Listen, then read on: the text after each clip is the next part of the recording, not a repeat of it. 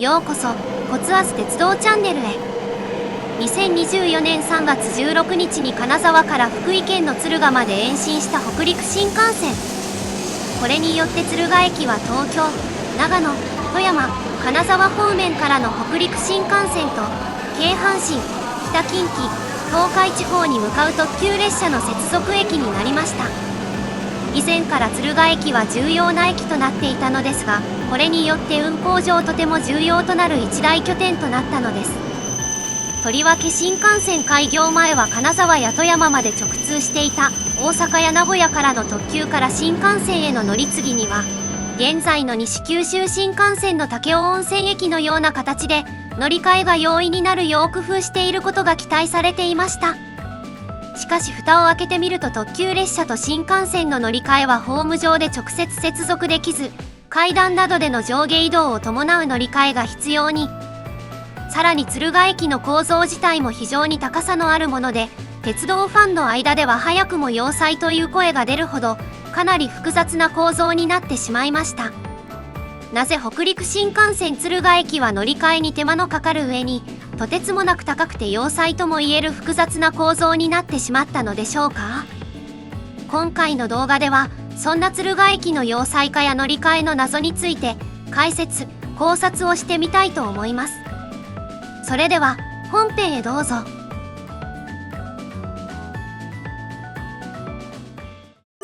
敦賀駅の概要。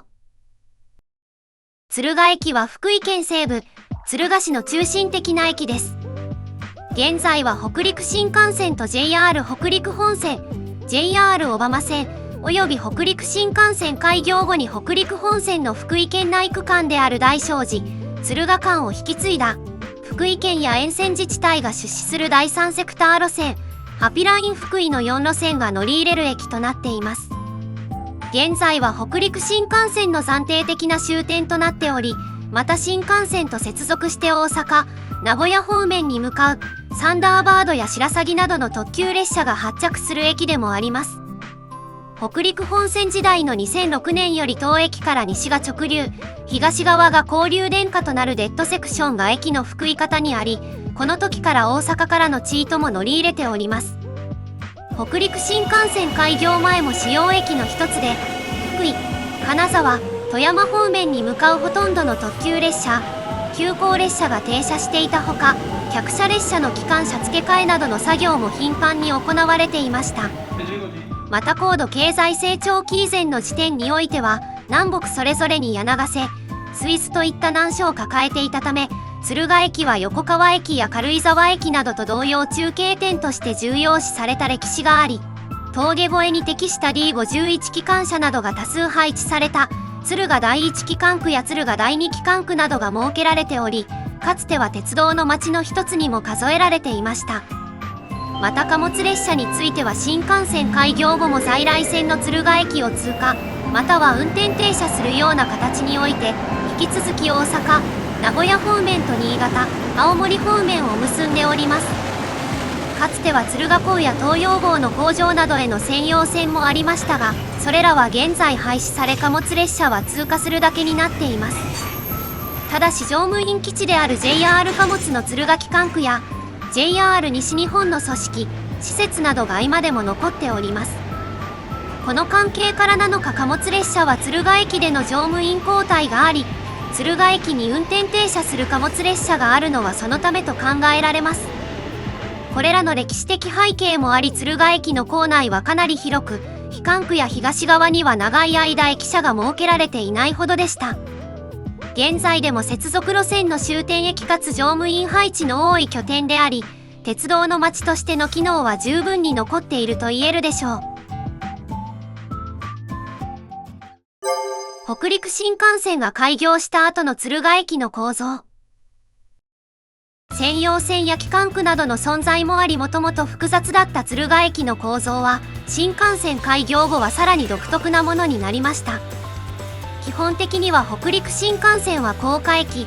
在来線は地上駅という形ですが、在来線は駅の西側と東側にホームが分かれております。西側の1番乗り場と2番乗り場は小浜、東舞鶴方面の小浜線、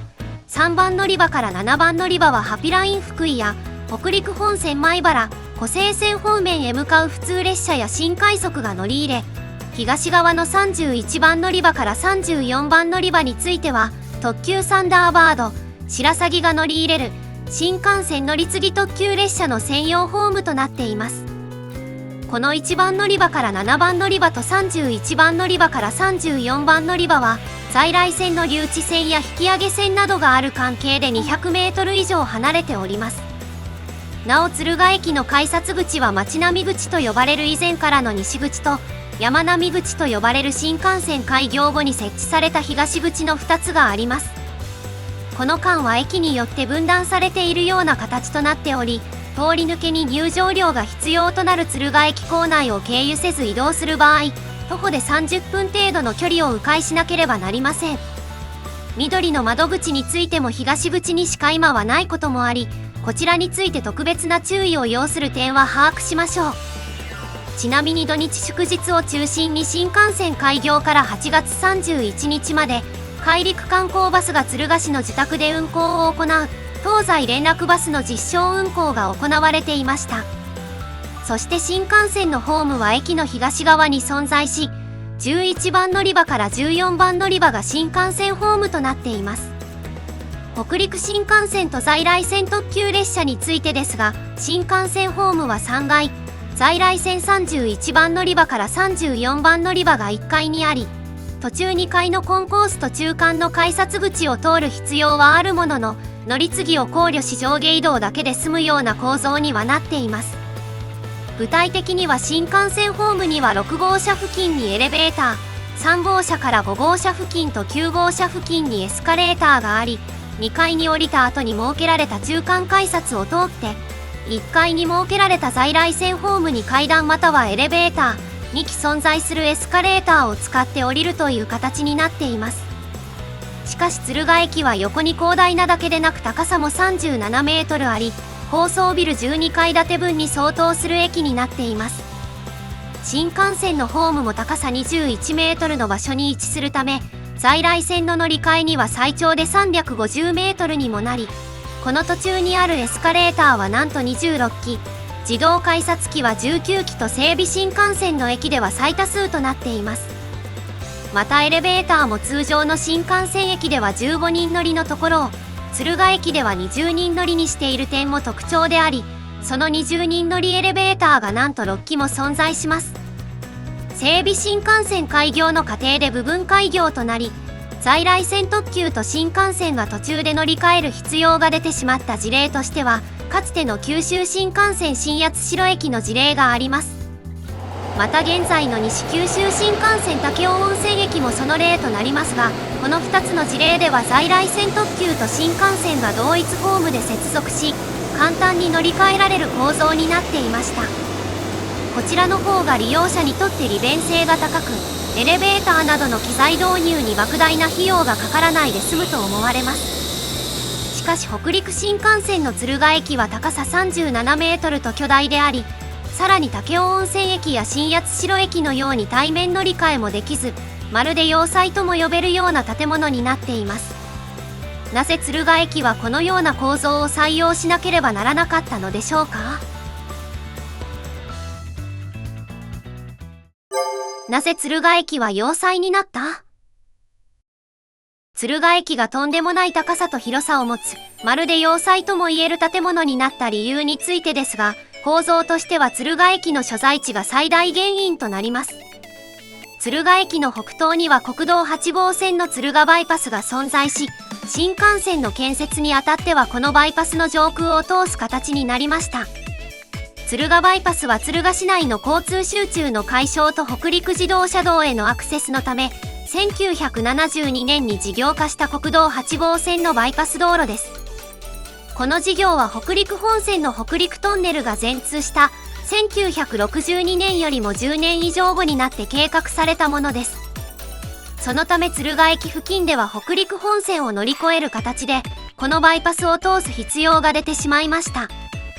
このオーバークロス部分を含む敦賀バイパスの工事は長期化し、1976年の着工から30年以上を経た2008年にようやく全通しています。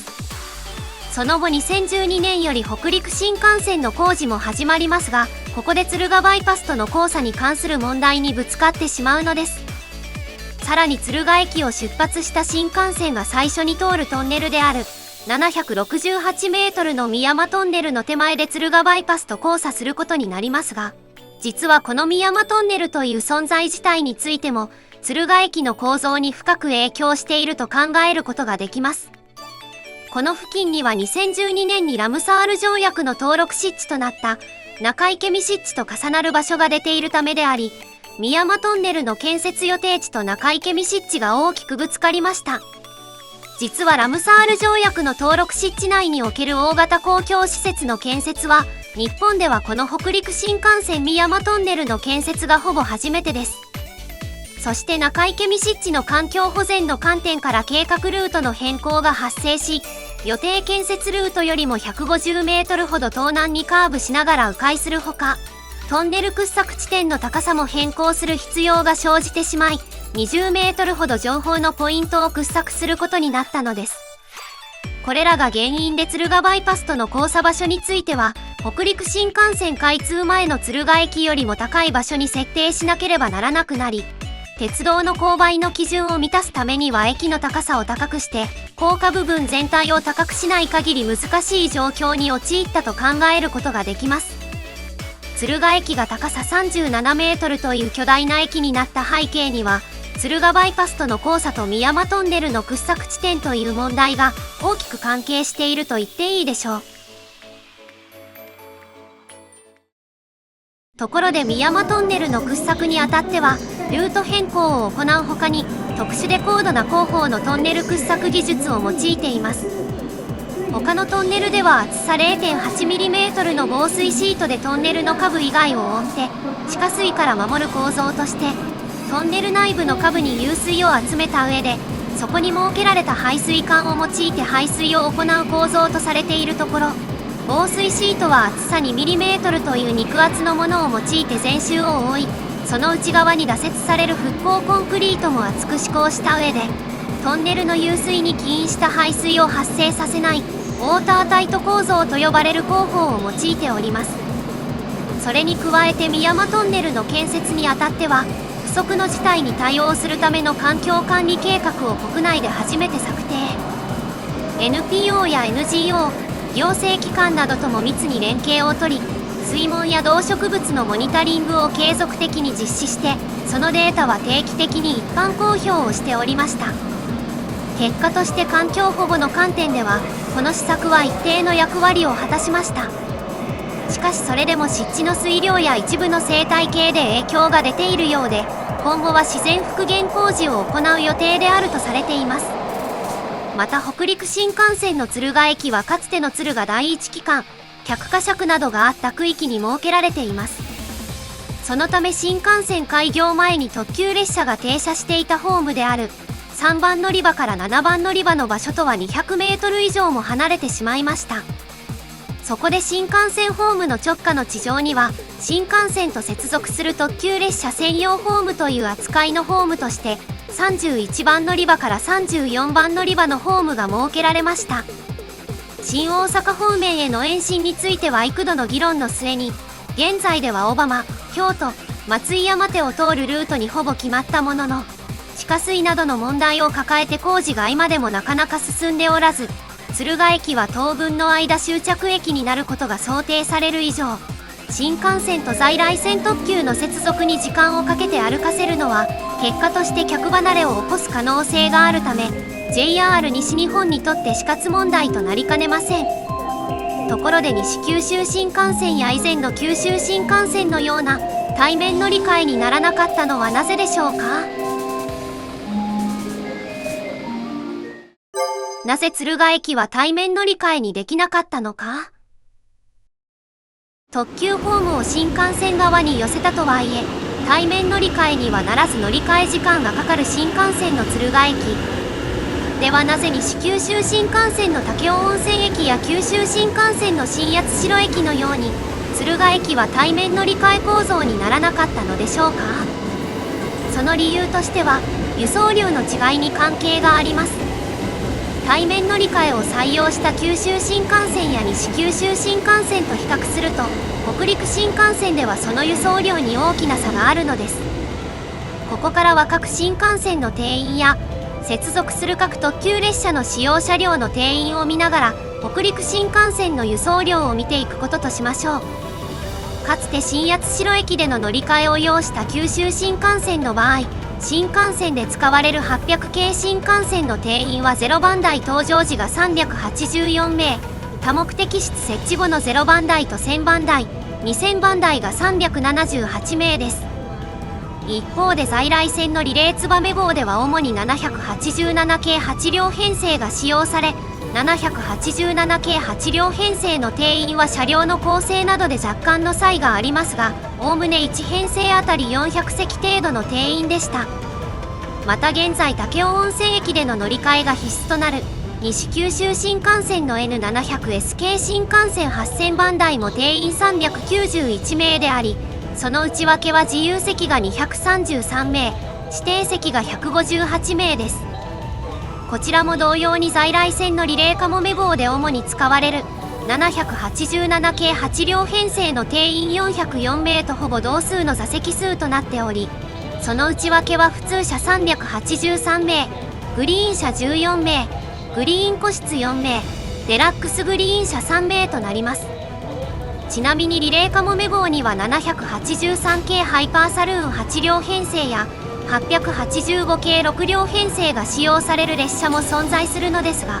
783系は緑用 CM11 編成から CM14 編成とハウステンボス用編成の2つを連結したよくある8両編成で、普通車403名とグリーン車24名の合計定員427名となり、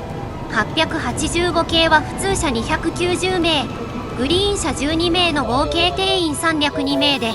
振り子電車であるため速達性こそ高いものの、6両編成で定員が少ないためあまり使用されません。ただし783系は緑編成の位置に CM35 編成など、定員が異なる編成が配置される機会もあるなど、定員が異なる場合も発生することをあらかじめ注記しておきます。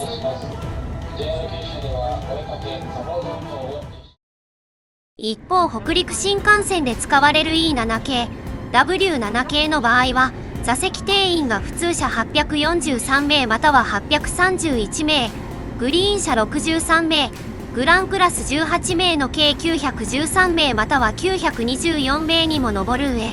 在来線側は9両固定編成の683系4000番台で普通車514名、グリーン車33名の着席定員も147名以下程度となり、これに681系リニューアル車、683系0番台、683系8000番台のどれかの3両編成を増結した9両足す3両の12両編成では729名という着席定員を誇るまでになります。さらに白鷺号で主に使用される681系、683系6両編成は普通車310名、グリーン車36名の定員346名であり、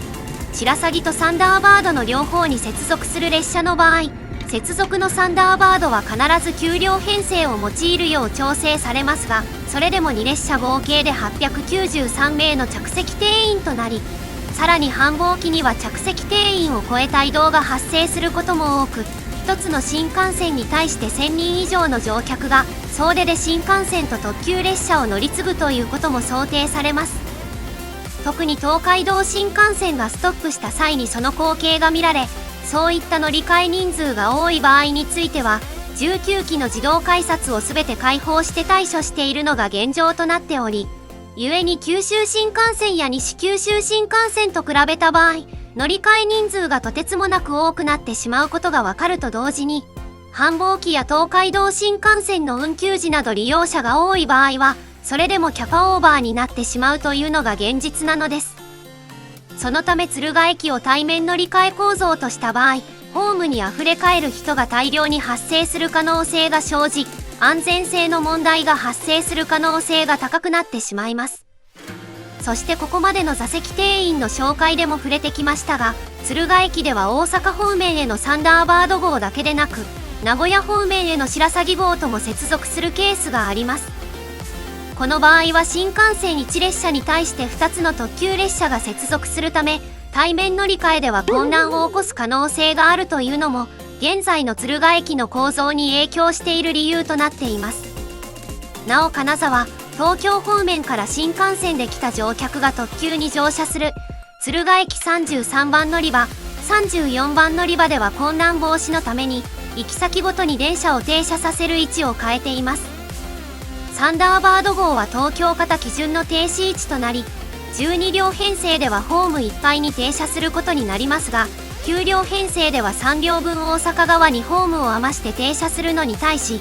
白鷺号では大阪型基準の停止位置に停車することになり、所定の6両編成では東京側にホームを余して停車することとなります。これによってサンダーバードに乗り換える乗客と白鷺に乗り換える乗客との間において、乗り換えの動線を分けて乗客同士の交錯を減らすようにしているほか、乗り換えをする際に乗客が困らないよう、2回在来線コンコースに分かりやすい動線ステッカーを貼ることで、初見でも乗り換えが容易にできるものとなっています。ところで敦賀駅も当初は現在のような要塞化した仕組みではなく、西九州新幹線の武雄温泉駅や、かつての九州新幹線新八代駅のように、対面乗り換えにすることが検討されており、その場合は1階に改札などを設けたコンコースとする計画でした。しかし先ほどまで述べた輸送量の問題などがあり、対面乗り換え方式とする当初の計画案は断念する形に。そこで1階に特急ホームを配置する改設計を行わなければならず、これは2022年度末を予定していた北陸新幹線敦賀延伸開業が当初よりも1年遅れた原因の一つになっています。そしてこの改設計を実施したことが影響して、敦賀駅が現在のところ蒲田要塞、太田川要塞、布施要塞、青戸要塞と並ぶ日本5大要塞駅である敦賀要塞と化してしまったのです。またこれより以前には北陸新幹線についてフリーゲージトレインの導入が検討されていました。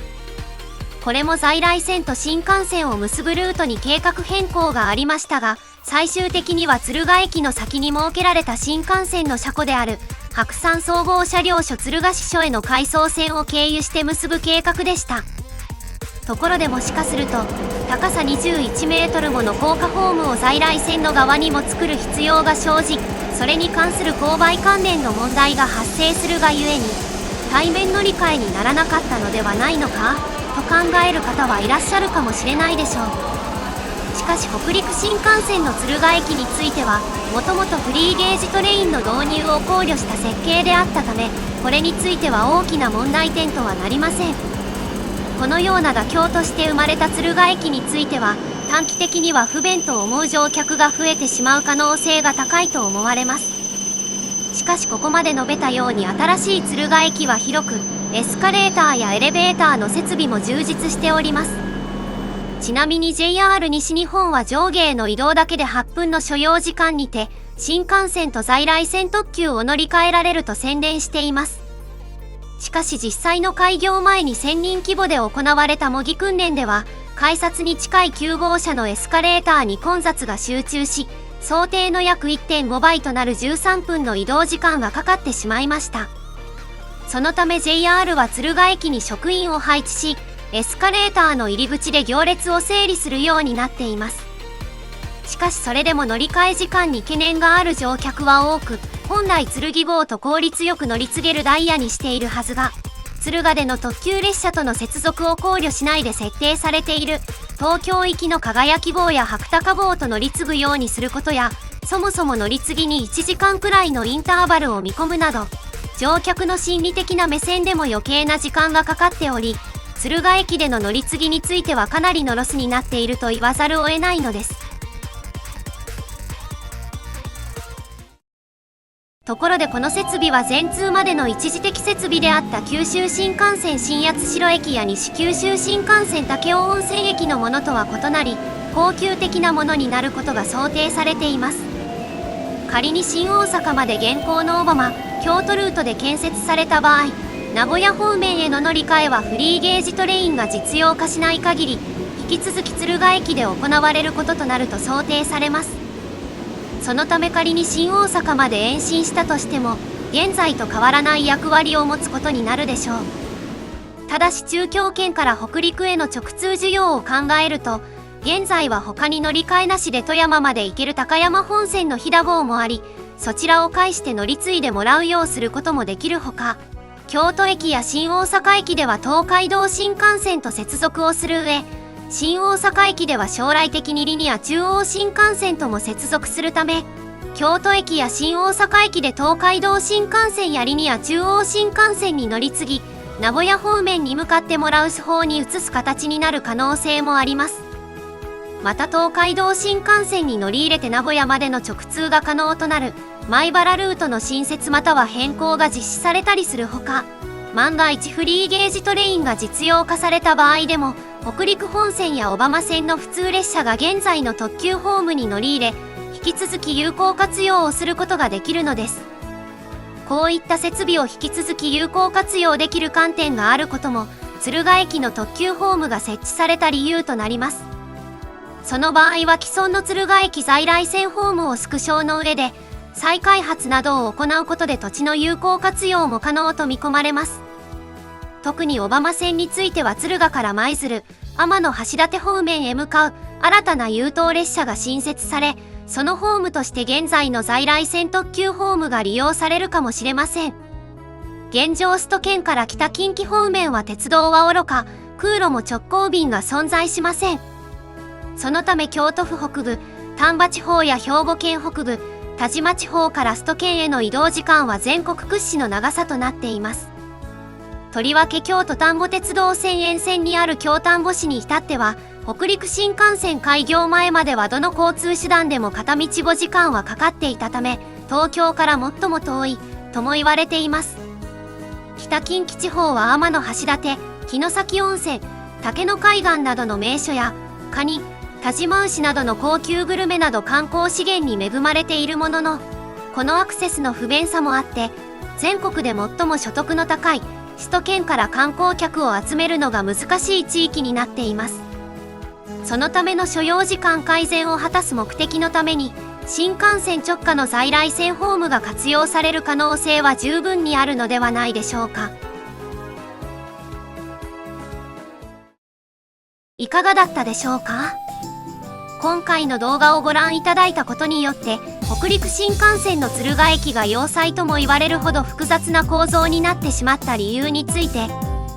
北陸新幹線と敦賀バイパスとの交差を考慮したほか、敦賀駅を出て最初のトンネルである美山トンネルがラムサール条約登録湿地である中池見湿地の場所とぶつかってしまい、その関係でトンネルのルートが変更になったことが最大の理由であると考えられること。